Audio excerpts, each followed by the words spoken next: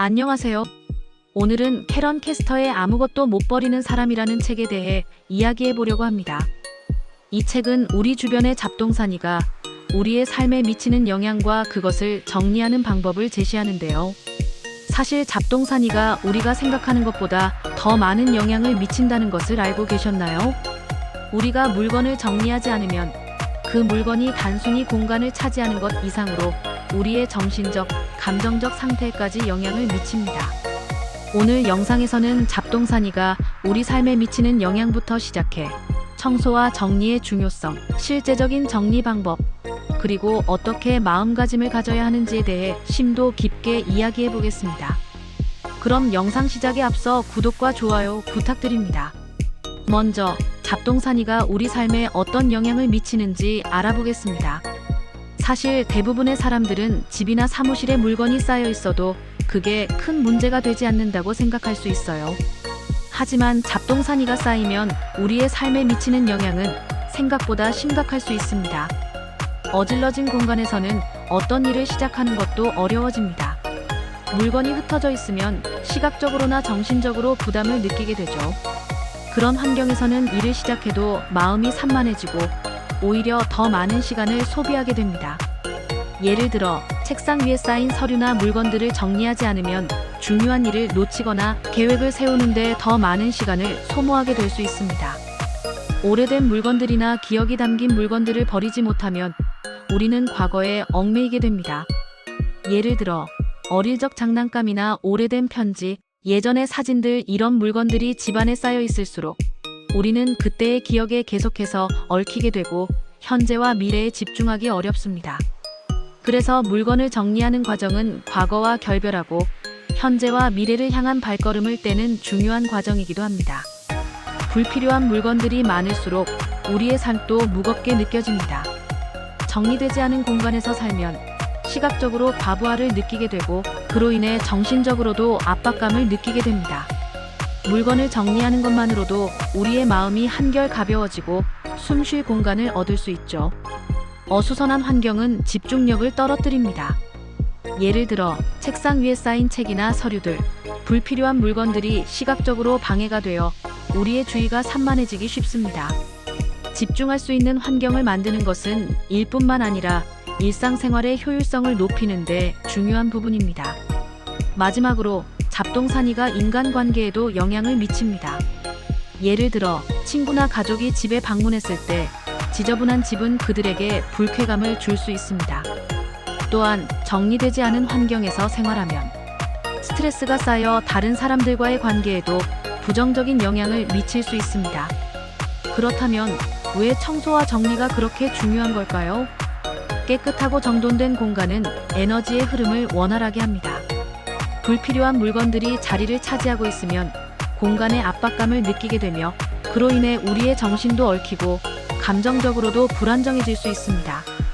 반대로 깨끗한 공간은 차분하고 편안한 느낌을 주어 더 나은 에너지 흐름을 만들어냅니다. 정리된 환경은 새로운 기회를 맞이할 준비가 되어 있다는 의미입니다.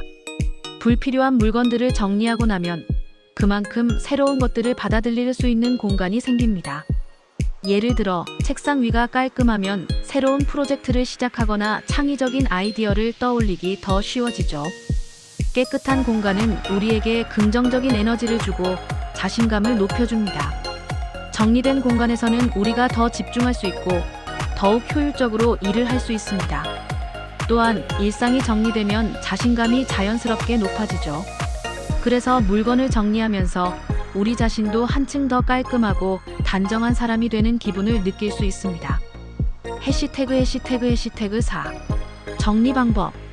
이제 어떻게 효과적으로 정리할 수 있을지 구체적인 방법을 살펴보겠습니다. 가장 중요한 것은 첫인상입니다. 집에 들어섰을 때 가장 먼저 눈에 띄는 공간인 현관을 정리하는 것부터 시작해보세요.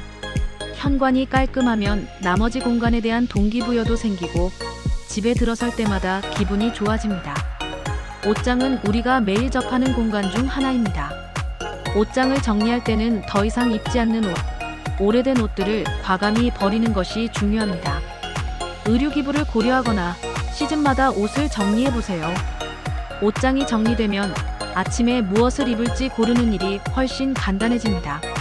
책상은 우리가 집중하고 일하는 공간이므로 가장 중요한 곳 중 하나입니다. 책상 위가 어지럽혀지면 작업 효율이 크게 떨어집니다. 서류 정리함을 만들거나 자주 사용하는 물건만 책상 위에 두고 나머지는 정리함에 넣어보세요.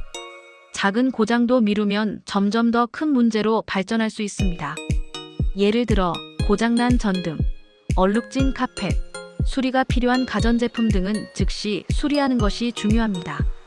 작은 수리 작업들이 쌓이면 그것도 스트레스의 원인이 될 수 있습니다. 정리를 할 때의 마음가짐도 매우 중요합니다. 정리할 때는 마치 내일 이사를 간다고 생각하며 필요 없는 물건은 과감히 버려보세요. 물건에 대한 애착을 내려놓는 것이 첫걸음입니다. 각각의 물건을 만져보고 그 물건이 나에게 설렘을 주는지 확인해 보세요. 만약 설렘이 없다면 그것은 버릴 때가 된 물건입니다. 많은 사람들이 물건에 감정적인 애착을 가지고 있습니다. 하지만 과거의 물건이 현재의 나에게 긍정적인 영향을 미치지 않는다면 그것을 놓아주는 것이 중요합니다. 감정적으로 방어적인 태도를 버리고 물건을 그냥 보내주세요. 마지막으로 캐런 캐스터는 이 책에서 말합니다. 잡동사니 정리는 단순히 물건을 버리는 것이 아니라 영혼의 정화 과정이라고요. 우리가 물건과 어떤 관계를 맺고 있는지, 그것이 우리 삶에 어떻게 영향을 미치는지 진지하게 생각해 볼 필요가 있습니다.